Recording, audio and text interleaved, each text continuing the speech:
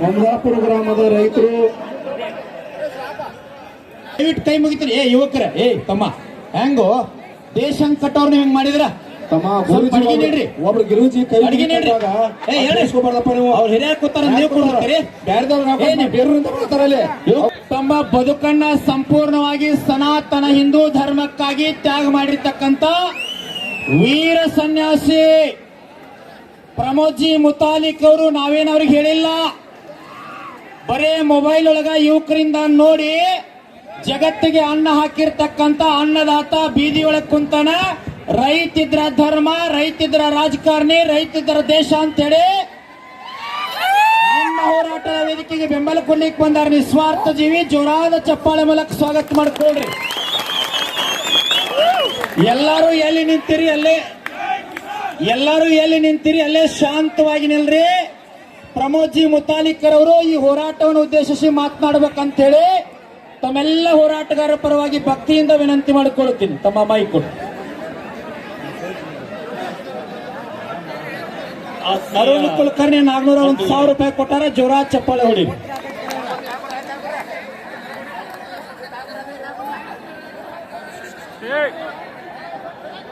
ರೈತ ಸಂಘದ ಮತ್ತು ಹಸಿರು ಸೇನೆಯ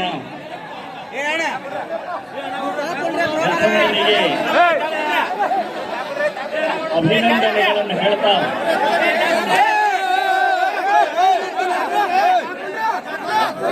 ಇವತ್ತು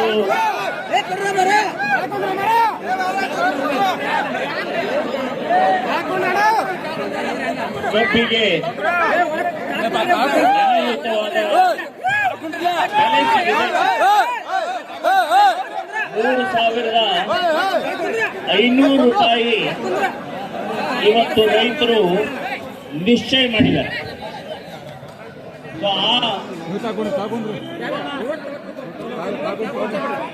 ಏನು ಬೆಲೆಯನ್ನ ನಿಶ್ಚಯ ಮಾಡಿದ್ದಾರೆ, ಆ ಬೆಲೆ ಕೊಡಬೇಕು ಅಂತ ಹೇಳಿ ಈ ಹೋರಾಟಕ್ಕೆ ಶ್ರೀರಾಮ ಸೇನೆ ಸಂಘಟನೆ ಸಂಪೂರ್ಣವಾಗಿ ಬೆಂಬಲವನ್ನು ಸೂಚಿಸ್ತಾ ಇದ್ದೀನಿ.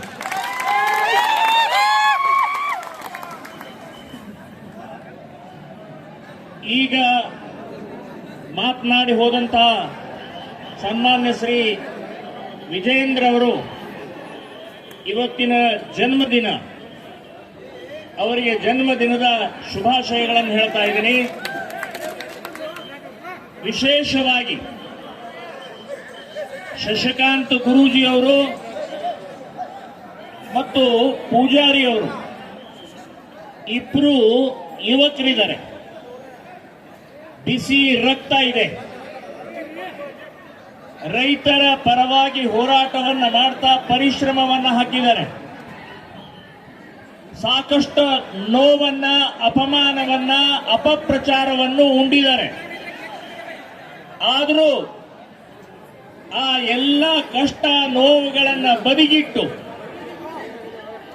ರೈತರ ಪರವಾಗಿ ರೈತರನ್ನ ಒಗ್ಗೂಡಿಸಿ, ರೈತರನ್ನ ಸಂಘಟಿಸಿ ಇವತ್ತು ಇಷ್ಟು ದೊಡ್ಡ ಪ್ರಮಾಣದಲ್ಲಿ ಇಡೀ ರಾಜ್ಯವನ್ನೇ ಅಲ್ಲಾಡಿಸಿದಂತ ಇಬ್ಬರು ನಾಯಕರಿಗೆ ಅಭಿನಂದನೆಗಳನ್ನು ಹೇಳ್ತಾ ಇದ್ದೀನಿ ನಾನು.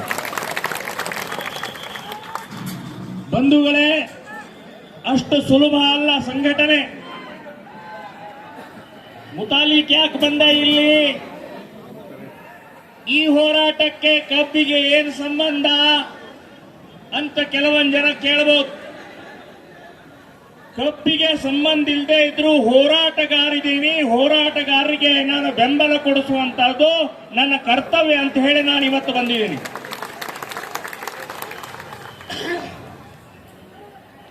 ರೈತರನ್ನ ಇವತ್ತು ಈ ರೀತಿಯ ನೆಲದ ಮೇಲೆ ಕೂಡಿಸಿಟ್ಟು ಮಹಾ ಅಪರಾಧವನ್ನ ಮಾಡಿದರೆ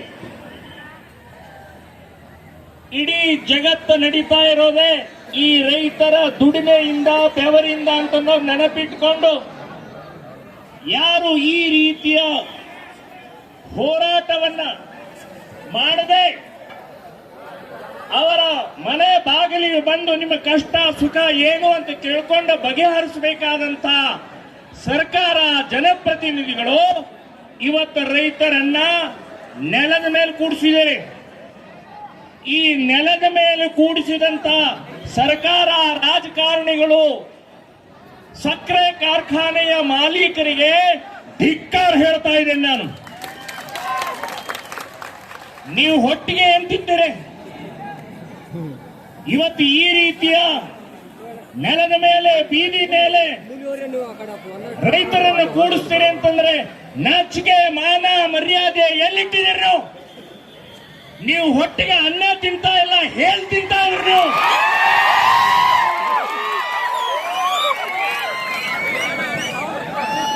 ರೈತರಿಂದ ಬದುಕಿಲ್ಲ.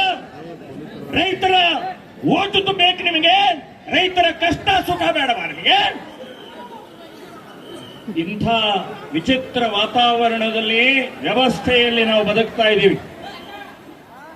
ಬಂಧುಗಳೇ, ಇವತ್ತು ರೈತರು 3,500 ಅಂತ ಹೇಳಿದರೆ ಅದರ ಅರ್ಥ ಸರಿಯಾಗಿ ಯೋಜನೆ ಅದರ ಬೆಲೆ, ಬೆವರು, ಕಷ್ಟ ಎಲ್ಲವನ್ನೂ ಲೆಕ್ಕ ಹಾಕೇ ಕೇಳಿದ್ದಾರೆ.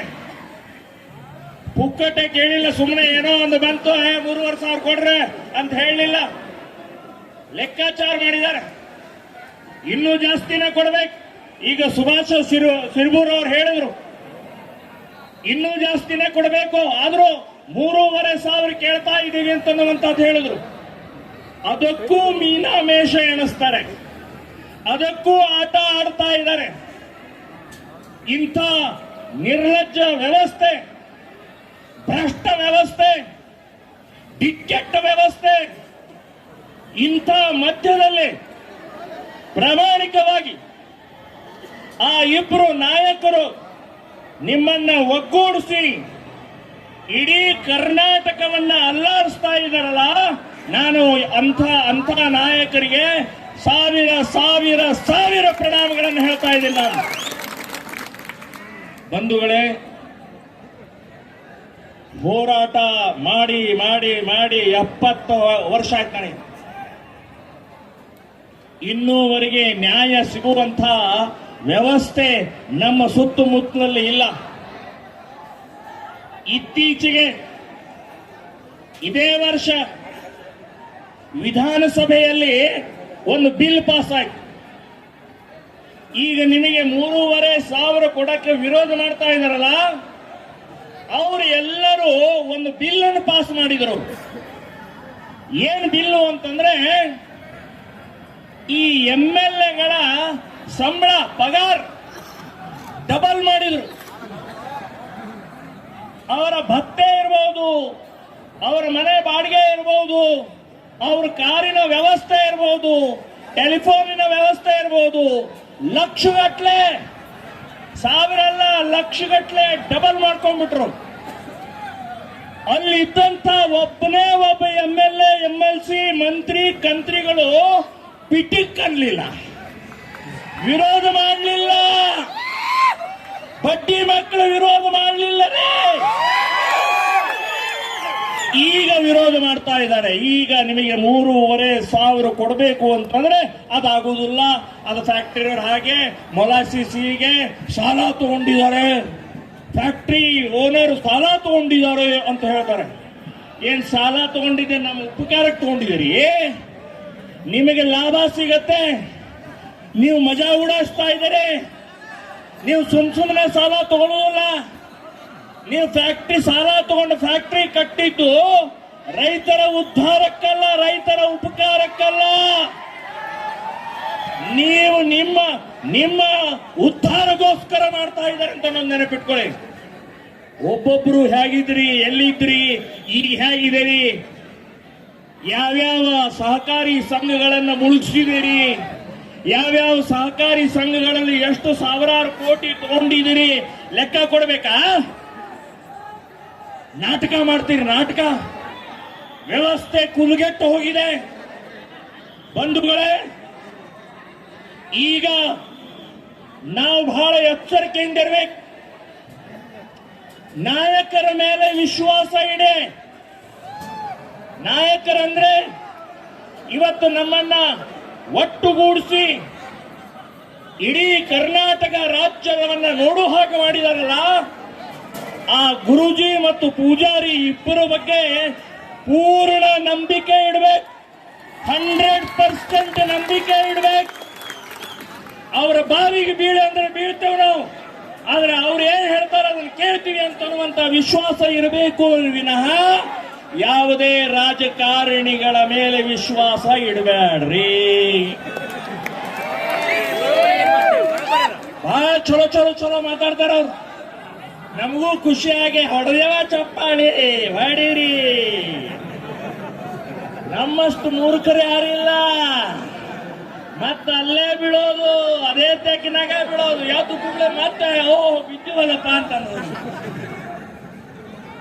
ಯಾವುದೇ ರಾಜಕಾರಣಿಗಳ ಮಾತನ್ನ ಕೇಳದೆ ಇವತ್ತು ರೈತ ಹೋರಾಟಗಾರರ ನಾಯಕರ ವಿಶ್ವಾಸ ಇಟ್ಟು, ಸೊ ಅವ್ರ ಮೇಲೆ ಪೂರ್ಣ ನಂಬಿಕೆಯನ್ನಿಟ್ಟು ನಾವು ಇರಬೇಕು ಅಂತನ್ನುವಂಥದ್ದು ಹೇಳ್ತಾ ಇದ್ದೀನಿ.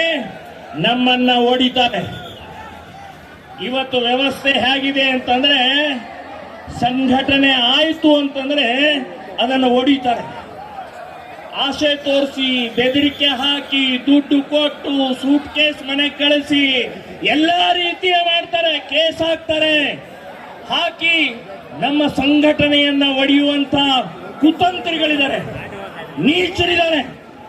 ಅದಕ್ಕೆ ಬಲಿಯಾಗೋದು ಬೇಡ, ಬಲಿಯಾಗೋದು ಬೇಡ. ನೋಡಿ, ರೈತ ಸಂಘವನ್ನ ಒಡೆದು ಹಾಕಿದ್ರು, ಮಹಿಳಾ ಸಂಘವನ್ನ ಒಡೆದು ಹಾಕಿದ್ರು, ಕನ್ನಡ ಸಂಘವನ್ನ ಒಡೆದು ಹಾಕಿದ್ರು, ಹಿಂದೂ ಸಂಘಟನೆಗಳನ್ನು ಒಡೆದು ಹಾಕಿದ್ರು. ಒಡೆದು ತಮ್ಮದೇ ಆದಂತ ಒಂದು ರಾಜಕೀಯ ವ್ಯವಸ್ಥೆ ಒಳಗೆ ಅವರ ಹಿಡಿತವನ್ನ ತಮ್ಮಲ್ಲಿ ಇಟ್ಕೊಂಡ್ಬಿಟ್ಟಿದ್ದಾರೆ. ಹಾಗಾಗಿ ಇವತ್ತು ಈ ಭಾಗದಲ್ಲಿ ಏನ್ ಕೂತಿದ್ದೀರಲ್ಲ ನೀವು, ಒಂದು 7-8 ಜಿಲ್ಲೆಗಳಿಂದ ಬಂದಂತ ಎಲ್ಲ ರೈತರ ಒಕ್ಕಟ್ಟನ್ನು ತೋರಿಸಿದಿರಲ್ಲ, ತಾಕತ್ತನ್ನು ತೋರಿಸಿದಿರಲ್ಲ, ಸಂಘಟನೆಯನ್ನು ತೋರಿಸಿದಿರಲ್ಲ. ರೈತರು ಅಂದ್ರೆ ಮಣ್ಣಿನಲ್ಲಿ ಹೇಗೆ ದುಡಿತೀವಿ ಹಾಗೆ ನಿಮಗೆ ಮಣ್ಣು ತಿನ್ನಿಸಕ್ಕೂ ನಮ್ಮ ತಾಕತ್ತಿದೆ ಅಂತ ನಮ್ಮಂತ ತೋರಿಸಿದಂತ ಗಂಡಗಳಿಗಳೇನಿದಾರಲ್ಲ, ಇದನ್ನ ಕಾಪಾಡಿಕೊಂಡು ಹೋಗಬೇಕು ಅಂತ ಹೇಳ್ತೀನಿ ನಾನು. ಸೊ ಈ ಒಗ್ಗಟ್ಟನ್ನ, ನಾಯಕರ ಮೇಲೆ ಇರುವಂತಹ ವಿಶ್ವಾಸವನ್ನ ನೀವು ಕಾಪಾಡಿಕೊಂಡು ಹೋಗಬೇಕು.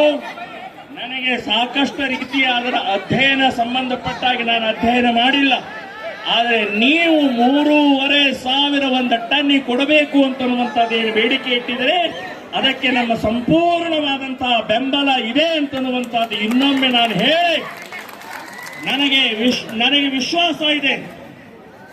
ಈ ರೀತಿಯ ನೆಲದ ಮೇಲೆ ಕೂಡಿಸಿ ನಮ್ಮನ್ನು ಅಪಮಾನ ಮಾಡಿದಂತಹ ಯಾರ್ಯಾರಿದ್ದಾರೆ ಅವರಿಗೆ ರೈತರ ಶಾಪ ತಟ್ಟತ್ತೆ, ಸರ್ವನಾಶ ಆಗಿ ಹೋಗ್ತೀವಿ ಅಂತನ್ನುವಂಥದ್ದು ನಾನು ಹೇಳ್ತಾ ಇದ್ದೀನಿ.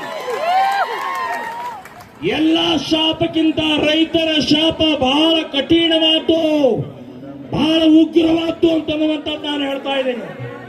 ಸೊ ನಿಮ್ಮನ್ನು ಸಂಪೂರ್ಣ ಮುಗಿಸ ಬಿಡುತ್ತೆ. ಆ ರೀತಿ ಆಗದೆ ಒಳ್ಳೆಯದನ್ನ, ರೈತರ ಕಣ್ಣೀರನ್ನ ಒರೆಸಿ ಅವರ ಮುಖದಲ್ಲಿ ಆನಂದದ, ಇವತ್ತು ಒಳ್ಳೆಯ ಆನಂದದ ಮುಖವಾಗಿ ಮಾಡೋ ಹಾಗೆ ಸರ್ಕಾರ ವ್ಯವಸ್ಥೆ ಮಾಡಬೇಕು ಅಂತನ್ನುವಂಥದ್ದು ಈ ಸಂದರ್ಭದಲ್ಲಿ ಹೇಳಿ, ಇನ್ನೊಮ್ಮೆ ಗುರುಗಳಿಗೆ, ಶಶಿಕಾಂತ್ ಗುರೂಜಿ ಅವರಿಗೆ ಮತ್ತು ಪೂಜಾರಿ ಅವರಿಗೆ ಇಬ್ಬರಿಗೂ ಅಭಿನಂದನೆಗಳನ್ನು ಹೇಳಿ, ಮತ್ತು ಗಂಡಗಲಿಗಳು ನೀವು ಕೂಡ ಯಾವುದೇ ಆಸೆ, ಆಕಾಂಕ್ಷೆ, ಒತ್ತಡ, ಕೇಸು, ಜೈಲು ಯಾವುದಕ್ಕೂ ಹೆದರದೆ ಇವತ್ತು ನೀವು ಇಲ್ಲಿ ಕೂತಿದ್ದೀರಲ್ಲ, ಇಡೀ ಸರ್ಕಾರವನ್ನ ಮಣಿಸ್ತಾ ಇರುವಂತಹ ಗಂಡಗಲಿಗಳಿದ್ದಾರೆ, ನಿಮಗೂ ಅಭಿನಂದನೆಗಳನ್ನು ಹೇಳ್ತಾ ಇದ್ದೀನಿ. ಎಲ್ಲರಿಗೂ ಕೂಡ ಒಳ್ಳೇದಾಗಲಿ. ಒಂದು ಮಾತನ್ನು ಹೇಳ್ತೀನಿ, ಆತ್ಮಹತ್ಯೆ ಅಂತನ್ನುವಂಥದ್ದು ಮಹಾಪಾಪ. ದಯವಿಟ್ಟು ಆತ್ಮಹತ್ಯೆ ಮಾಡ್ಕೊಳಕ್ ಹೋಗ್ಬೇಡ್ರಿ. ಆತ್ಮಹತ್ಯೆ, ಸಾವು ಅನ್ನುವಂಥದ್ದು ನಿಮ್ಮ ಮನಸ್ಸಿನಲ್ಲಿ ಬರೋದು ಬೇಡ. ಸೊ ಆತ್ಮಹತ್ಯೆ, ಸಾವು ಬರಬೇಕಾದವರು ಯಾರು ಅಂತಂದ್ರೆ ಇವತ್ತು ದ್ರೋಹ ಮಾಡ್ತಾ ಇದಾರಲ್ಲ ಅವರಿಗೆ ಸಾವು ಬರಬೇಕು, ಅವರು ಆತ್ಮಹತ್ಯೆ ಮಾಡ್ಕೊಳ್ಬೇಕು. ಹಾಗೆ ನಮ್ಮ ಹೋರಾಟವನ್ನ ಮಾಡೋಣ ಅಂತನ್ನುವಂಥದ್ದು ಹೇಳಿ ಇನ್ನೊಮ್ಮೆ ಶ್ರೀರಾಮ ಸೇನೆ ಸಂಘಟನೆ ಸಂಪೂರ್ಣವಾಗಿ ನಿಮಗೆ ಬೆಂಬಲವನ್ನು ಸೂಚಿಸ್ತಾ ಇದ್ದೀವಿ. ಮುಂದಿನ ಹೋರಾಟ ನೀವು ಏನ್ ತಗೊಳ್ತೀರಿ ಅದಕ್ಕೆ ನಾವು ಬದ್ಧರಾಗಿದ್ದೀವಿ ಅಂತನ್ನುವಂತ ಈ ಸಂದರ್ಭದಲ್ಲಿ ಹೇಳಿ ನನ್ನ ಮಾತನ್ನು ನಾನು ಮುಗಿಸ್ತಾ ಇದ್ದೇನೆ.